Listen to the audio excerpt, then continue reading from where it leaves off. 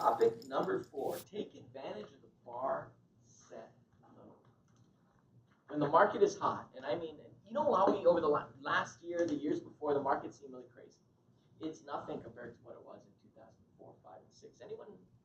Was anyone in business besides me in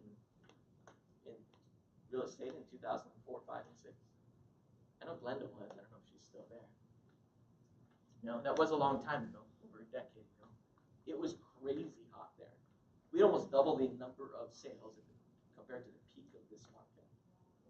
People were turning away leads. People would walk into an open house and say, I really want to get something. I want to buy something. I'm looking for properties. No one wants to help me. Can you help me? Seriously. And the reason why people wouldn't help, well, were you pre-qualified? Were you pre-approved? Yes, I was. But I am getting a VA. Oh, I just don't have time for that. I'm sorry. Serious. That's what it was like in 2004, 5, and 6. Why? Because you have the subprime market. You have all this craziness. When it's that easy, do we build bad habits? Yes. And that's extreme. We go, I don't feel like prospecting today. And prospecting really is waking up and like going outside your house. Maybe answering your phone. That was prospecting. So if that's what you're doing in a super hot market, you don't know what to do in a slow market. We weren't that extreme this time around. However, just like anything else, we build bad habits. There are major companies in different industries that go out of business because of this, because they build bad habits. Most of the bad habits is they grow too fast, or their customer service gets bad, or they become very inefficient. What are some of those corporations that have gone out of business this time around? Because the market slowed the economy slowed the last year. What's the government? Yeah, that's one. Businesses in general? Yeah. Sears. Sears. No, they're still around. The Kmart. auto center is doing Toys R fine. Us. Toys R Us. Sears. Sport Authority. The last time around, it was Blockbuster. That was more technology. But what happened? Well, why did Blockbuster go out of business? Nobody. You guys not remember Blockbuster? I was there like every day. They turned down Netflix. It was not because of technology. It wasn't. What was it about? What was it about? They didn't keep up. Yeah, they did. That's what it was. They got complacent. They were dominating. They did not keep up. If they had kept up, the red box would not be red, it'd be blue. It'd be the block box. Or something like that. Yeah. They didn't keep up. I keep talking about it. Our market changed in November of 2017. It's now 2019. We've been changing a little bit at a time. We need to ramp it up and change more. It's not that hard. There isn't that much to do. When I'm doing my coaching and I'm getting their assessments, how many hours do you prospect per day? Just about everyone fills out 0 to 1 hour. Well, if it's 0 to 1 hour, you're not going to get business. If it's just 1 to 2 hours, what did you do? You are now double as good as the competition. That's pretty amazing. It's hard to be double as good. Think about any sports person. It's hard to be double as good as everyone else. When you see golf scores, you never see it double as good. Or basketball, you don't see double the points for the better team. Of football, you do. So what we need to do is just raise the bar. It's not that hard to do it. So I have some ideas. Fill in the blank ideas. All right, Fran, you ready? Oh man. I did do this morning and I'm still dumbfounded. You forgot? Some of them were, you get to choose what it is. Okay. Number one, and this is again to take advantage of the bar set low, and they're easy things that you can do to wow other people to be double as good, to survive in a changing market. So here we go. Immediate blank. Nope. Response. Immediate response. Pick up the blank phone. You can fill that blank in. I know you can. Pick up the phone. Answer the phone. Don't scream, because you know what they're going to do. They're going to go and call Isaac next. He's going to pick up the phone. He's going to get that business. I see it. You guys are doing that when you're with me.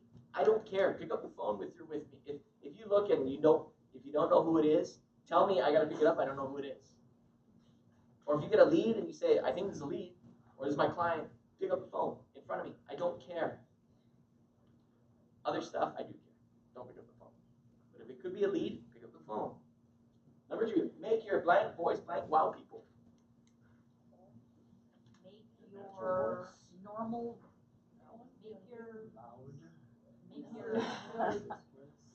make your indoor voice.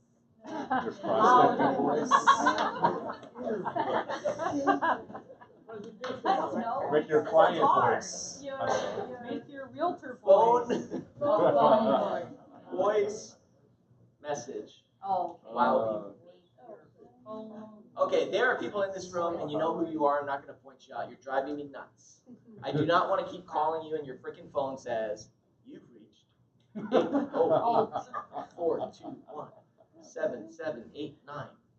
No, come on. That's my phone. Come on, you've reached, and I'm using Marla's name. She's not one of them. You've reached Marla Verdon with Coldwell-Banker Pacific Properties. I'm currently assisting other clients. However, your call is very important to me. Please leave your name and phone number, and I will call you right back. Is that hard? Come on. Change your voice message. Make it better than normal. Now, I'm not saying just put your name in Coldwell-Banker. By the way, your voicemail cannot say, hey, my name's Lay with Coldwell-Banker, because that is not our name. And please, I've even heard this, not from but I've heard this. You've reached, and not from Gianna, but I'm using her name. You've reached Gianna from Coldwell's. Leave me a message. Hell! Our legal broker's name is Coldwell-Banker Pacific Properties. Because there are a million Coldwell-Bankers, right? And there's no S after bankers. Coldwell-Banker Pacific Properties. So I'm not saying that's okay. I'm saying raise the bar by making it better than that. Wow them with your voice message. Now, that doesn't mean you have this long, you talk and then you have a pause to try to fake them into thinking you actually answered the phone. That's okay, next one. Have a blank email or text signature. Special. Super. Awesome. All of those things. You get the picture. Dynamic. I like dynamic. Let's write dynamic. I don't even know the real definition, but it sounds really good. Yeah. Yeah, hand them the key. Can you do that? Who knows how to make a gym? Where you hand them the key. I'm tired. Like yeah, you can, I don't know, if we can put that in the signature, let's do it. On text and email. That'd be super cool. All right. Oh man, what was I thinking? Respond and blank quickly with enthusiasm. Respond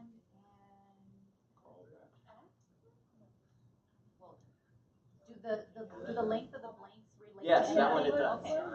Respond and very quick. Follow up quickly and. That's it. Follow up quickly and with enthusiasm. Oh, good job. And the reason I put follow up, because they seem to go together.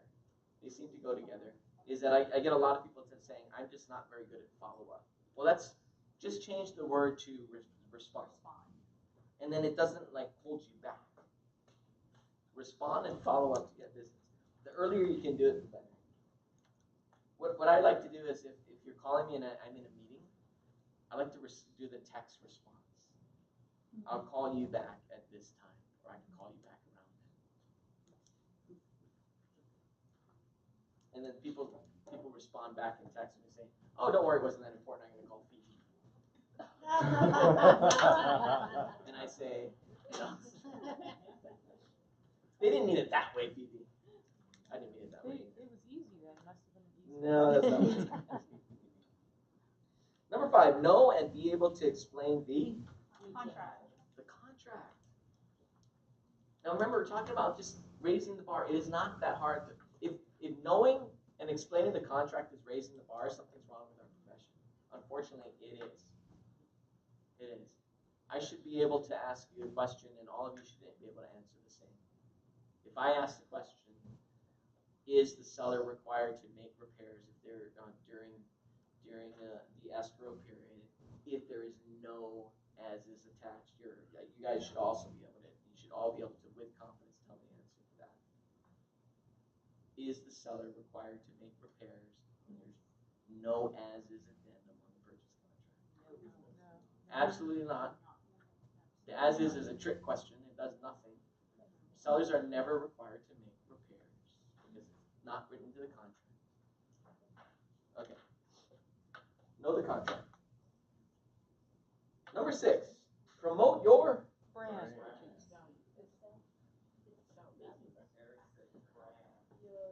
Yeah, Eric said you're Jonathan. Promote your Jonathan. You're promoted. Promote yourself. Promote yourself. If you just promote yourself, you start getting business. 7, describe properties without using just the facts. Here's what I mean. Maria, you know what? Come see my new listing. Yeah, it's in Cunha. It's a 3-bedroom, 2-bath with 1,122 square feet. And it's $587,000 just put on the market. Stop doing that. You got to add more than that. You got to talk about it's a single story, so it would be perfect for people that don't want to do a lot of stairs. Also, it's a great lifestyle choice for people as an alternative than living in Napa Beach because you're cutting off 40 minutes a day when you go both ways if you're going to town or to Pearl Harbor. So Cunha is about a forgotten neighborhood that people should consider, and this one is in a price point that most people can take advantage of the USDA loan and put no money down and buy it and use their other money that they would have had to put down to do some improvements to the property, get that dream kitchen that you're looking for. Talk about lifestyle, talk about options, not just a